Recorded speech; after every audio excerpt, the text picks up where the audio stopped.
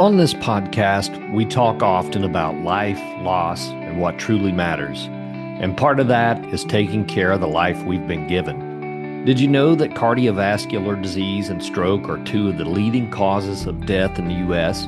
Yet 80% of these can actually be prevented. That's why I've partnered with Lifeline Screening. They offer a package of 4 quick, painless screenings for just $159. It's one appointment at one of over 14,000 locations across the country. No needles, no hospital gowns, no hassle. Just simple tests that can bring peace of mind or provide early detection. Lifeline Screening has already screened more than 10 million people, so don't wait. A simple screening can change the rest of your life. Click the link in my show description to schedule your appointment today. And now for today's episode.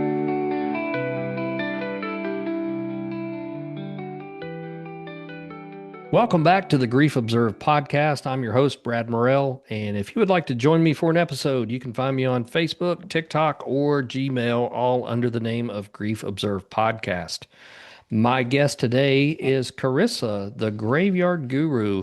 Carissa cleans headstones, and I found her on TikTok. I found her work very, very interesting, so I figured I would bring her on. You would have to go all the way back to episode 35 to hear anybody else talk about headstones and cleaning. And anyway, I thought it was time we brought somebody back on for that. Carissa, welcome to the show.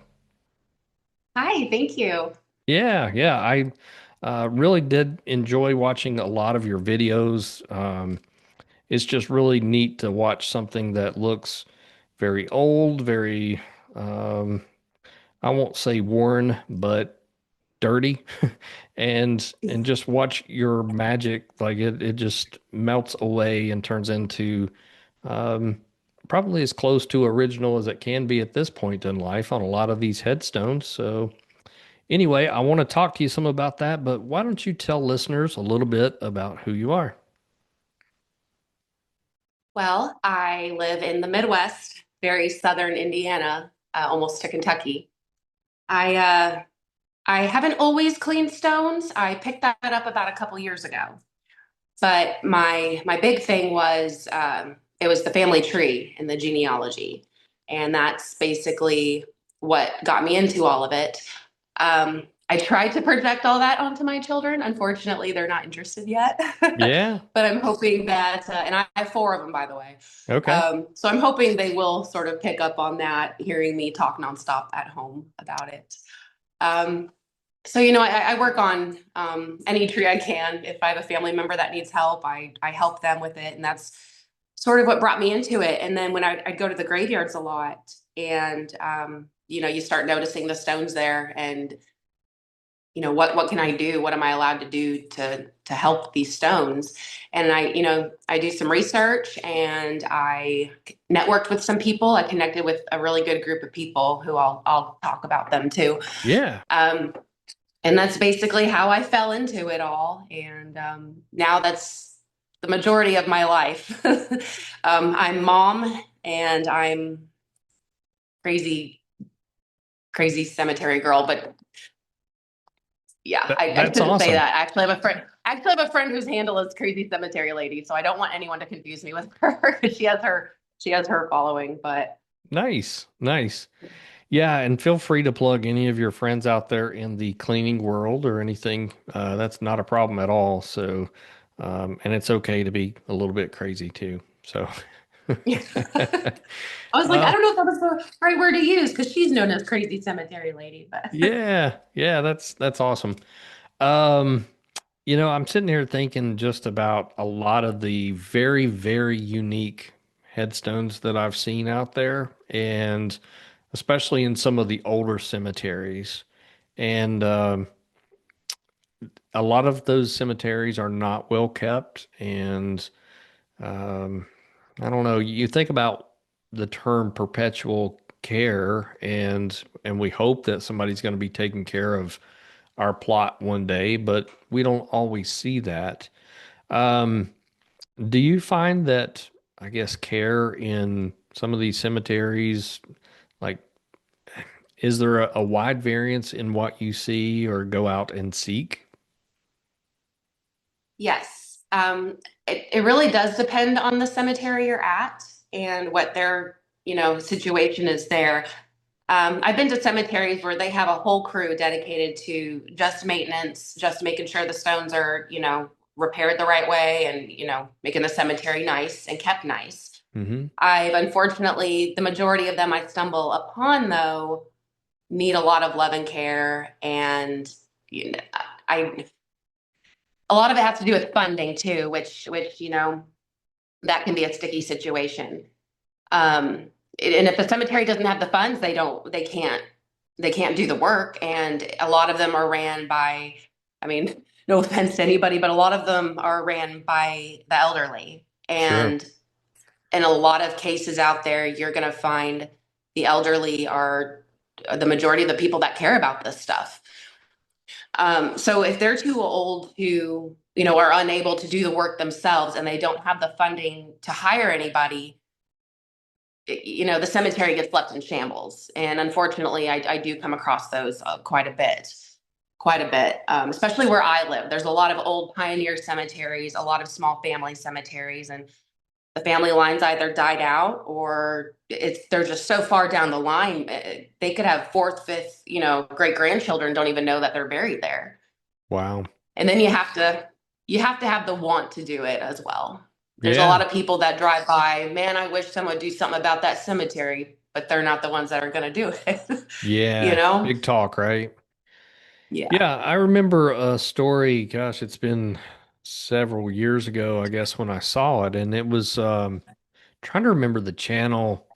It was a YouTube group. I want to say it was like Abandoned Central or something like that, where they went to an abandoned mausoleum, and this guy had big dreams about kind of putting cemeteries out of business, really, and giving people I guess, a cheaper alternative. And it was this underground mausoleum. And honestly, it reminded me of like a Costco or something. Like you had a nameplate on one side, but you just walked through a doorway and there were all of the caskets like on risers and things like that. But apparently it did not go over well. I think there was maybe 16 caskets in the whole thing. This guy ended up dying, so there was nobody to care for it, and then there was destruction and things like that. It was not a good thing. I think his hope and wish was honorable from what I read about it, and I think his idea was, I guess, he thought it was a good idea, but then, like you stated, when elderly ran things don't operate like they used to, then it falls apart. And even down to just the care and upkeep of a cemetery. And, it does not take very long for grass to grow into thorns and trees and things like that. And I we bought a horse farm. Well, thank God we don't have horses, but we bought a horse farm about 9 years ago. And the gentleman that sold it to us, super nice guy, still one of our neighbors, but he just couldn't upkeep the way it should be. And I'm telling you, I came in here and cut vines with a chainsaw. I mean, vines that were 8, 10 inches around. These things were huge. And it's just, it doesn't take long for something that's not kept up, even grass, to just get out of hand. And I can only imagine how that could take over a cemetery. Absolutely. Absolutely. We actually, this might be a good time to jump into the Grave Geeks. It's a nonprofit that I belong to, and it's a wealth of knowledge between all the people that are in this nonprofit. Um, we're a very safe, welcoming place. We encourage people to join our nonprofit. We're basically a group of volunteers, and we all have the common goal to save our history, save our Mm, cemeteries.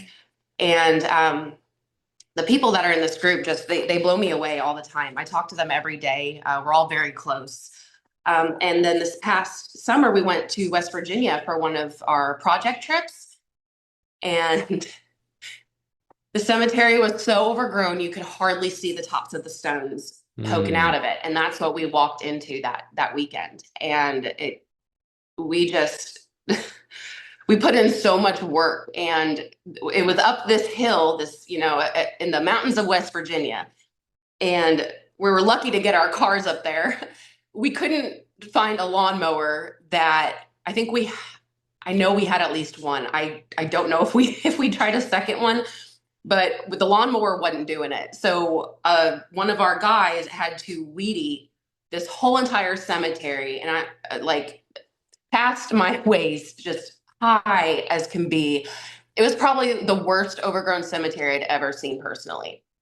But we knocked her out of the park. We got all of the ick off, and we cleaned all the stones. We reset the stones, and it looks really good now. So that's part of something that we do as a group. Not only do we do our individual areas because we're all spread out everywhere, mostly on the East Coast, Midwest, but we do have some out west.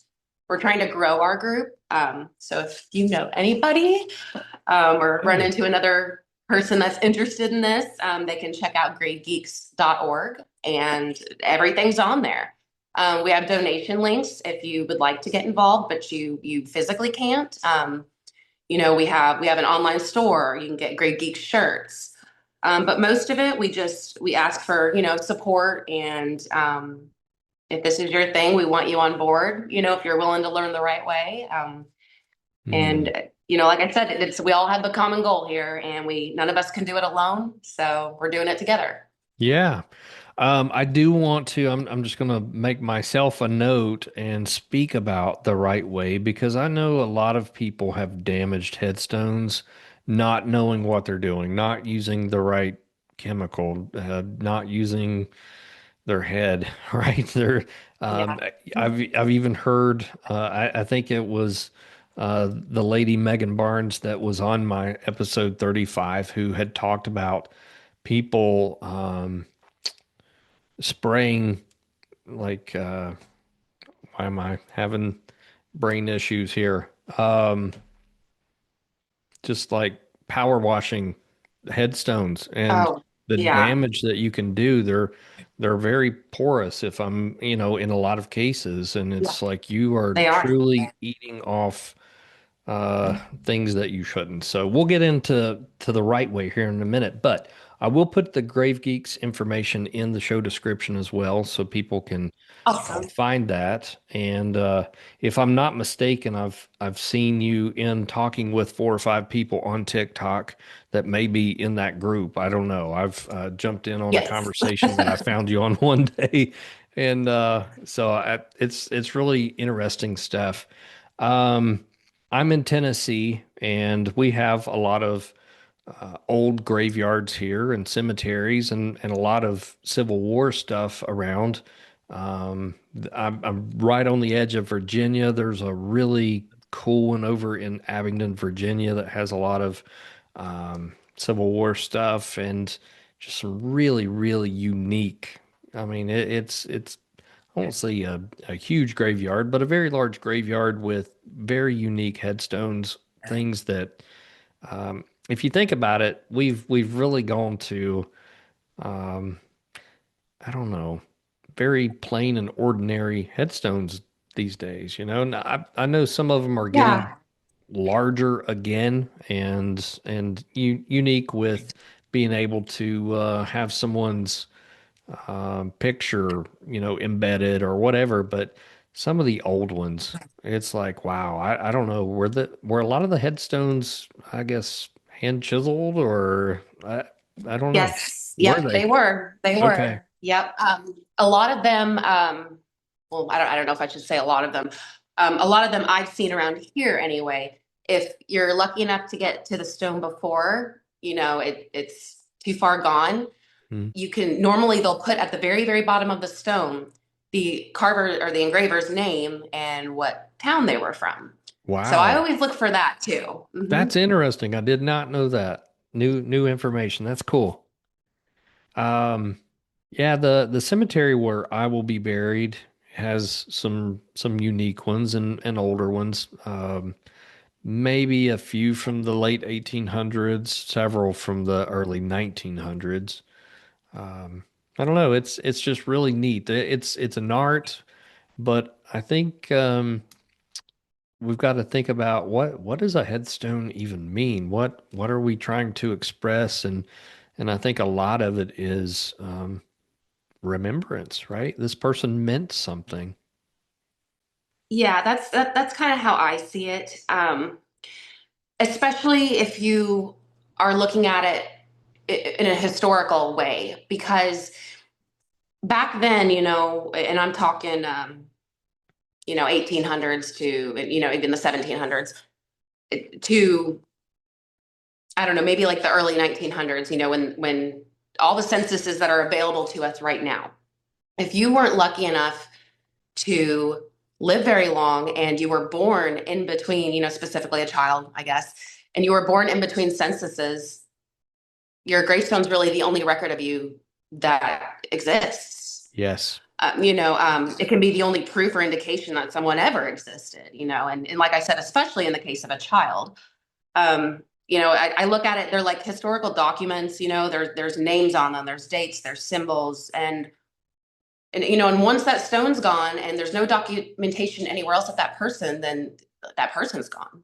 Hmm. They never existed. I mean, they did, but they didn't, I mean, Yeah. Yeah. so it can be bittersweet. I come across a lot of stones where it's a child in between a census, and I can't find anything else on that child anywhere. And the only Wow. reason I know they exist is because their tombstone is next to their parents. That is so interesting. And I actually ran into that same information that you're giving me not too long ago because I had put a video out and I think it caused more problems than I meant. I put a video on TikTok and I don't know what viral is, but it had a lot of views. And I was talking about how Find a Grave owns or is owned by Ancestry. And when you're housing DNA and other records and things like that all under one umbrella, I'm just like, that is a massive amount of information with one company. Like, I don't know. Um, this probably I feel isn't like they're the taking over the show. world. What's that? I said I feel like Ancestry's taking over the world. They own Yeah. everything now. Yes, yes. So I know that's probably for a different type of show, but for some reason that bothers me.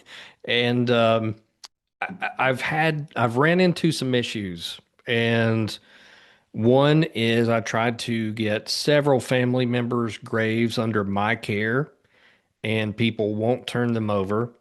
I did contact Ancestry, or yeah, I guess it was Ancestry or Find a Grave. Um, three or four times, I guess, and no response. I've invited them on this podcast, no response. But it seems I call them grave collectors, right? These people that just snatch Yep. up obituaries, and it's like you're really not allowing the family members to put. Nope. This is the part that really drives me crazy, and I'm sure that you've found this in some of your own research, but the problem is incorrect information, and then you can't get it Yes. corrected. And I think it's a disservice to number one, the person who who we're speaking of. It's a disservice to the family, and it's really a disservice to the service itself, right? Find a grave, or there's other options out there. There's billion graves. There's another one that's not coming to my mind, but several different services. And it's like if we're not providing good information, then people who are researching the family tree, it's going to cause you issues. I'm sure you've ran into that. I will Oh, state absolutely. I will say one of the coolest things that I found on your TikTok. I know you said it was your first, but it was the timeline of I think maybe some second grandparents and maybe your grandfather and Yeah. his sisters. Yeah. My second great grandparents. That was so cool just to kind of watch the time lapse by year, and then it's almost like watching a picture fade away. Almost it very much reminded me of like Back to the Future when people were actually fading from the picture. Not quite like Right. that, but as you see when their number The turned numbers red, go red. yeah. Hmm. Yeah, it's like there was a death experience there. And Yeah. I don't know, it was a really cool thing, and I'm like, wow, I want to do that with some of my family pictures. That is just a really, really unique thing. It's fun. I saw somebody else do it once. I want to say it was a couple years ago. Like head, I might butcher her name. I want to say her name was Headstones in History or Headstone History. I'm a terrible person. I should know what her handle is. And then last year, another friend of mine did it, and I thought, I want to try that. So unfortunately, it wasn't my idea, but yeah, they kind of encouraged me to do my own. So Yeah, I think it's an awesome thing. I really do. And family is really unique. I'm starting to study things in a much, much deeper way, uh, looking at blood, DNA, bone, things that holds memory. And it is so extensive, but it's led me into epigenetics, which really plays a lot into what we used to believe was junk DNA. Now we're learning that it actually does have meaning, and it's a lot of like on off switches in how we behave and traits and traumas that are passed down from generation to generation. And when you look back at, just what was going on many generations ago, I think it's really cool to have a family tree and to know your family history. It's great for health reasons. It's great for mental health reasons. There's just so much that um, I think the biggest problem is today we're all tied up into our lives, maybe even the lives of our children, and it's just we think small, right? We don't think about right. what happened 4 generations ago. But when you start thinking about, I think when you look back on 10 generations of people that made you, it's like 2,064 people that kind of funnel down into who made Carissa. That's insane to Right. me. Those people mattered. And I think that's why Yeah. your work with taking care of their headstones and making sure their name still exists when people walk by, who was this person? What was their story? They may not know all that, but just seeing a name and a date on stone, somebody cares about this person. One thing I want to circle Yeah. back to real quick because I kind of skipped over it, but you took care of this graveyard. You kind of whipped it back into shape. Who do you pass those back to ensure that care continues after you all leave? The one we did in West Virginia, Yeah, yeah. that one. Technically, it's the property owner's responsibility. Okay. We had to have permission to even work the cemetery, which is a big thing. You always want to get permission. You never know. I mean, some people don't want the stones touched in their cemetery, which I've never understood, but it has happened before.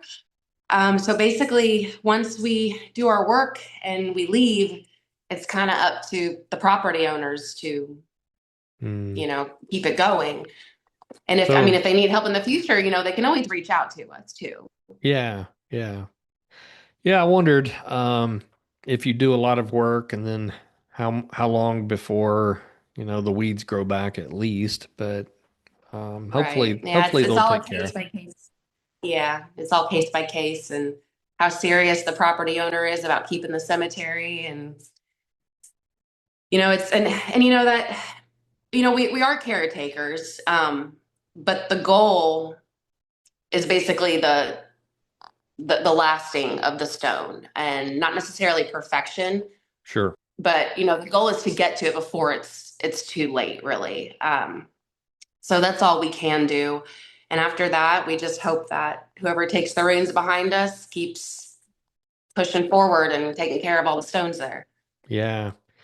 There's a couple of cemeteries around me now that have all flat stones. I know it's easier to mow, but it's like, I think you lose a lot of character whenever you're Yeah. looking at flat stones, it's, I don't know.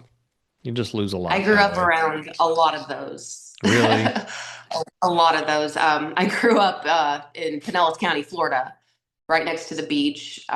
So around there, there's not very many cemeteries with, the marble stones or, the obelisks. A lot of them are flat markers. Hmm. And I think that has to do more or less the location. It's right next to the water. But there was one cemetery down the road from my parents' best friend's house that had all of the old stones. And it was at the very end of their road. So whenever we would go over to my parents' friend's house, I went down the road to the cemetery and was playing around in the graveyard. Mm, But that's probably my earliest memory of playing in a graveyard. It's nice. probably their road there. Yeah, I want to get more into your story here, and I'm always curious of where somebody's passion started, and maybe it was, playing around in a graveyard that started the fire for that for you. But when did you start cleaning headstones? My first stone was cleaned 2 years ago, and it was my fourth great grandmother. And it was probably one of the most fun experiences I've ever had. Because I mean, it was my first stone. I had done enough research to where I knew what to expect. Because when you use the solution that I use, which I believe everybody should use, it's the D2 biological solution. It can give what they call a blush. Some people call it a bloom, where the stone can turn. Sometimes it can turn orangey. Sometimes it's like a brownish. It depends on the stone, and that tends to scare a lot of people when they first put that the solution on there. But that really means the solution's working. It's embedding itself into the stone, and it's beginning to do what it does. So it was just so fun for me to see the whole process play out from beginning to end. The very first time I ever cleaned a stone. And I took my best friend with me because I was too scared to go alone. And so she got to watch it play out too. So I'll never forget my first time cleaning a stone. And I decided that day, this is definitely not going to be my last. I Hmm. became absolutely addicted after that. So you spoke about being scared or potentially being scared. How do you feel now when you go? Well, I meant more of like the solution I used because it would change colors. Do you mean like Okay. scared of the cemetery? Okay. Okay. Is that I what you was, mean? yeah, I misinterpreted what you were stating. So you were more Oh. scared of damaging or something like that. Yeah. Okay. Only Okay. because when you put the solution on, it starts turning the stone a color. So that tends to freak people out. But I had already read all about it, so I knew to expect that. That's why it was, I think, such a positive experience. I didn't, oh my gosh, what did I do to this stone? I ruined it. But it's part of the solution. It's how it works. It's magic. But cemeteries themselves, I've never really been too afraid of them. And personally, the Walmart parking lot is more scary to me than a cemetery. Yes. Walmart And in general, period. Yes. yes, yes, the living are usually a lot louder and scarier than the dead. Yes. If anything, cemeteries make me feel more peaceful. They make me feel less afraid. I feel a connection when I walk into a cemetery.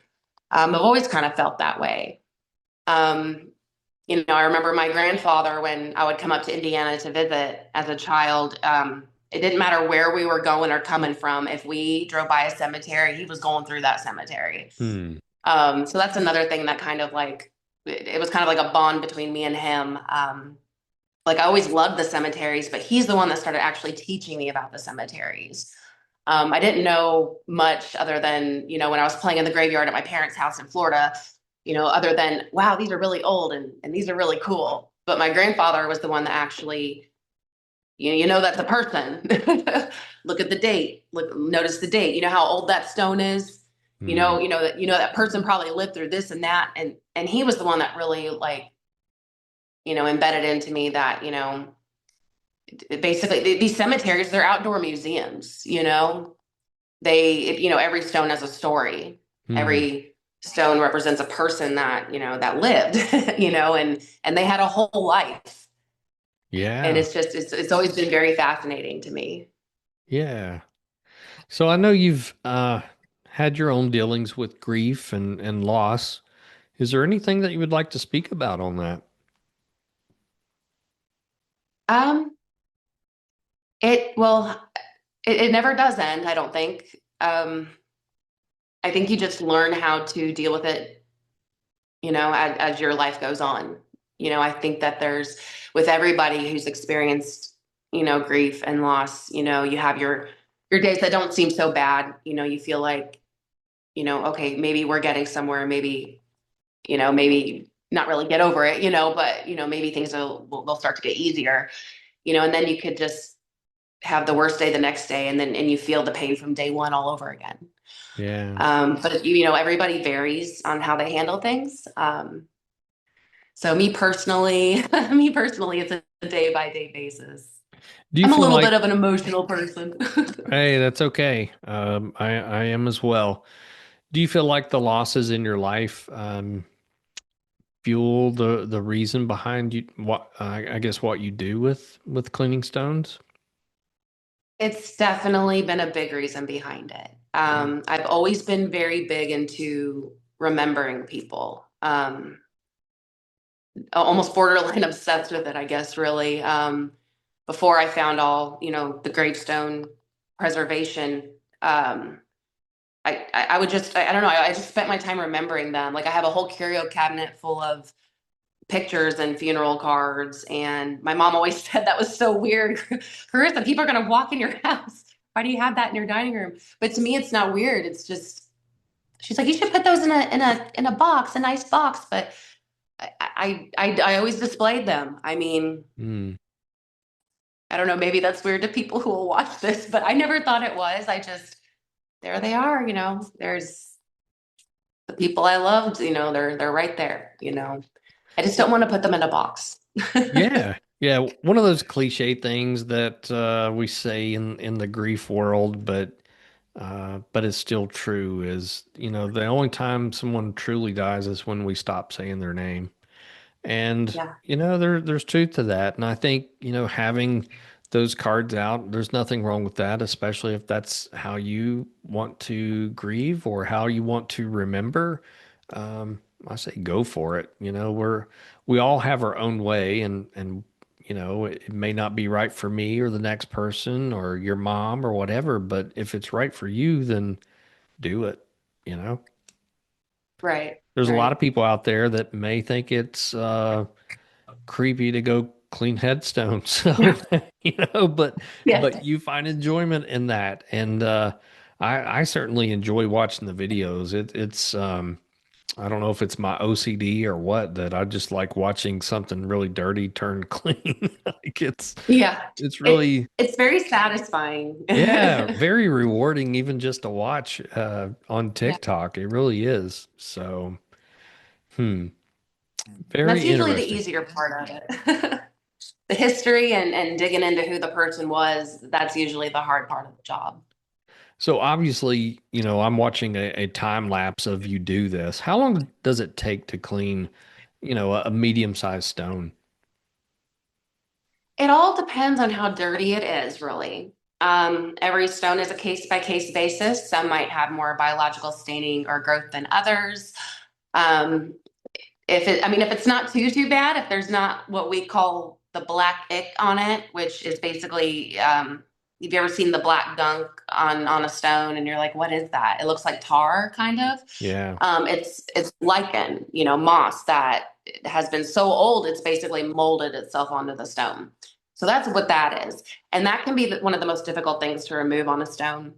Usually, stones with that on it, it can take weeks or months more than a stone that maybe didn't have all that on it. So if the stone doesn't have a lot of the ick on it, I mean, just a couple minutes really. I just give it, a light scrub with my brushes. You let your solution sit, you scrub it with your brush, and then you give it a light, soft rinse, and job's done. And you just have to wait for it to basically, what I say brighten up. The solution continues to work over time. So every time you go back to check on that stone, it's going to get brighter and brighter and brighter, the closest it can be to its original state. So like So that's weeks, also something fun. Huh? is it like days or weeks, or how long does that take? Days or weeks or months. It all Okay. depends on how dirty the stone is. Yeah. There was one I was really impressed with, and it almost looked like a log. And if I recall, this kid was about 15 years old, maybe. Yes, Winifred. Okay, Yeah. yeah. So you remember their names and everything. That's awesome. Um, Yeah, Winnie. so it shows you that they're not just stones to you. They're No. people and their memories, Yep. and um, that's awesome in itself. So that's emotional. But I recall looking at how dark it was, and I couldn't make a lot out on it. But by the time I saw the final, it's like, dang, it looks pretty white, pretty Yeah, impressive. she brightened up pretty well. Pretty well. Wow. I like to say hi to her a lot when I go. Yeah. So do you have places that you frequent, like certain graveyards that you keep returning to, or certain stones, obviously? Yeah, yeah, I do. There, I have, I have I guess I have an OCD as well because I can't seem to finish a cemetery. I will go to one and I'll knock out some stones there. The next time I go out, I'm going to go to this one over here. So I'm always returning to the same ones because it's not that I get bored. I think I just get anxious. Like, Hmm. okay, I've done some in this one. Now I got to go check out that cemetery. So Yeah. I'll go do some work there for a while and then I'll come back. But there are certain stones that I do go back just to see what they look like. It's been a Mhm. while or, I just want to say hello. So do you ever get, and I use this very loosely, but do you ever get caught by observers and they ask you while you're doing it, like, do they ask you why you're doing it or anything like that? I have had a couple people stop me and ask, what I was doing, and I explained it to them, and usually they're just like, "Oh, okay, cool," and they'll go on. I did have one man though, who lives across the street from one of the graveyards I do my work in, and every time he sees me, and I just love him. Every time he sees me out there, he comes over and he talks to me, and he's actually the sexton of that graveyard, so he oversees and you know he knows all kinds of history. There will be a stone that I haven't got to yet, and I'll be like, oh, I think I'm gonna do that one next time I come, and he'll say, oh, that's so and so, they lived from this day to this day, and it's like this man is just he knows everything about every person in that cemetery. And that's kind of my goal with every cemetery I go to. I want to I mean, I only have so much brain capacity. I don't know if I'll really remember everybody, but I at least want to get to everyone. If their stone doesn't need clean, then I want to at least acknowledge them. And sometimes a stone won't need cleaned, and I'll walk up to it and I'm like, man, that person was really young. I wonder what happened. And boom, Mhm. I'm jumping into my research and I'm looking everything I can up about that person. And so it doesn't necessarily have to be a stone that I clean. If you're dead, I want to know about you. I know Mm. that sounds You don't care terrible. about the living. Great. Thanks. No, I'm Right. just kidding. Well, usually they're less scary. They're less scary. Oh, I 100% agree with you. So, how do you choose which stones that you do clean? Well, a lot of it is just by sight. It's on site. It's you're next. That's really what I do. Every now and then when I'm walking through, I will see one that I'm like, okay, I'm gonna do that one first, and then I'll It really just depends. The stones can speak to you, I really don't know how to explain it. I wish there was a better way for me to explain it, but sometimes I just can't. Oh, my husband's home. Sometimes I just I don't really have an agenda for it. Okay. I know that's probably not the best answer, but they just speak to me. I'll look at one and I'm just like, you're the one I'm gonna do. Wow. No, that's awesome. That's awesome. I guess I feel chosen in a way, or I feel like, you know, because at first you don't even know who it is half the time, and I don't really need to know their name to know they mattered. But seeing their name at the end, it's rewarding, because I see all the time in groups, Facebook groups, cemetery groups, or whatever. People will say, they're looking for this stone, and they don't know if they've walked by it a million times because they can't read it. Hmm. So that's always rewarding too when you leave a cemetery. If someone's looking for that stone, they're going to find it now. So your work's very personal, obviously, and whoever that goes into that graveyard gets to see the fruit of your work. What made you decide to, I guess, share your work on TikTok and Facebook? Well, when I first when I first got on TikTok, most of it was just to kind of watch because I wanted to learn how to do it. So I started following some of the people that I'm very good friends with now, and I asked them questions. They were more than happy to answer me. And then that's when they kind of roped me in, like, hey, we're trying to form this group and you need to be a part of us. And Hmm. that's kind of how I came to be a part of Grave Geeks. So once I kind of saw how much fun they were having with it all, I was like, I kind of want to post mine too. I think it would be fun. And I'm really glad I did. It's only led to meeting more and more people, opening more and more doors for me. I've learned so much. I've just learned so much.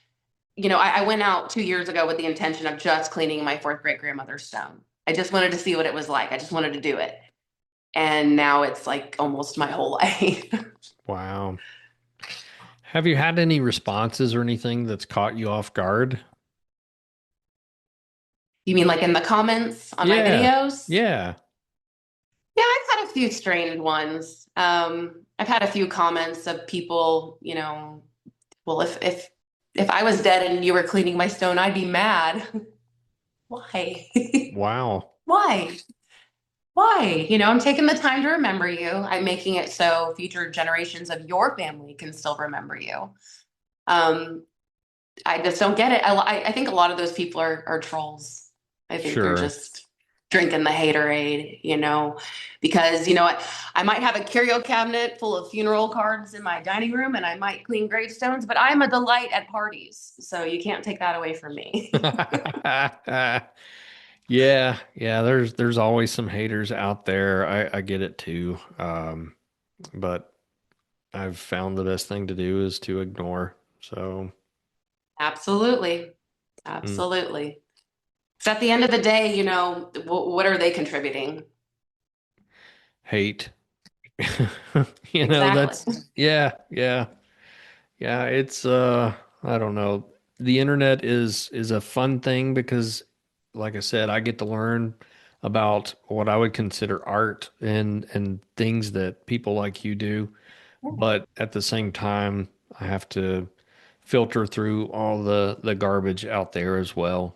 So, Yeah. yeah, I think you're making an impact, and certainly this group that you're a part of, I obviously they're making an impact where they're at. Um, so you said gravegeeks.org is where people can Yes. find that information. I know we've got a little bit of time on the clock, but I want to talk more about you had mentioned the right way to clean, and you had mentioned D2, which, if I'm not mistaken, I believe that's what Megan Barnes on episode 35 told me as well. So I've Yep. already Yep. I'm matching up here. That sounds like the right way to do it. Um, but tell me the right way to clean and how, you said it just takes a few minutes most of the time unless it has the ick on it. But tell me start to finish how this works. So how I normally do things, there with the D2 biological solution, there is a couple different ways you can do it. There is a spray and walk away, is what they say, method where you just put the solution on the stone and just leave it be. That's obviously not the way I do it, or a lot of the grade geeks. We enjoy the actual process of cleaning it. You spray your solution on there. You let it sit for about 10 to 15 minutes. You wet it down lightly with a very low pressure PSI sprayer. You know, just very, very, very light pressure. And then you use a soft bristle brush. My personal favorites are a Tampico. You can use nylon as well. And then you just give it, a soft scrub on the stone. And when you feel like you've done the job, you give it a rinse down with the water, and then you wait. You wait for your results. So I saw on somebody's TikTok, I don't remember who it was, or maybe it was Facebook, but they had listed a place online that you can actually get supplies and they sell like combo packs and things just like ready to Mhm. roll. Do you know any of those websites or anything or any? I do. I get my supplies from Cemetery Preservation Supply, Okay, and I'm actually an affiliate for their company. So I have a discount code I'm allowed to give out. perfect. And if people would like to use that discount code, they get 10% off their order. And that code is GURU10, GURU 10. Okay, and what was the website again? I'm sorry. Cemetery Preservation Supply. It's sorry, that's the Okay. company. Their website is gravestonecleaner.com. Okay. I will put that in the show notes Okay. as well as your code. So yeah, that's awesome. And I think it's a great way to not do something wrong. You know, there's a lot of cleaners Right. that people use that are very abrasive, not good, will Yes. truly remove names, remove dates, the things that are truly important on these stones. And Right. that's the whole point is we're trying to preserve, not trying to erase, right?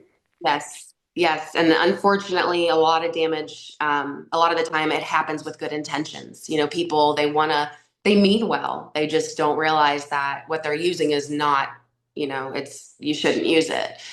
Um, a lot of the damage in the cemeteries, it can be vandalism, but a lot of the times it's not. It's just neglect and time. So, and it's about intervening before the stone's lost forever. So Mm, you definitely want to make sure you're using the right stuff for sure. yeah. And if anyone ever has any questions, they're welcome to reach out to me or anybody on Grade Geeks. We have a whole information list of people on the website. You can go to your state and find someone close to you. But I guess I want to say the biggest cleaner I hear people talk about that should not be used is, you always hear about bleach, and Mm, we shouldn't use bleach. And I always like to tell people to remember that bleach is not a preservation tool; it is a crime scene cleanup tool. yeah. So we don't want to don't want to put that on. Don't scrub grandma's grave with bleach. Right. Don't want any of that. Well, I've got a couple of personal questions to ask, and I guess it's along the lines of death and grief, but maybe not so much on stones. Maybe. Well, yeah, I'll go there. What do you want written on your stone?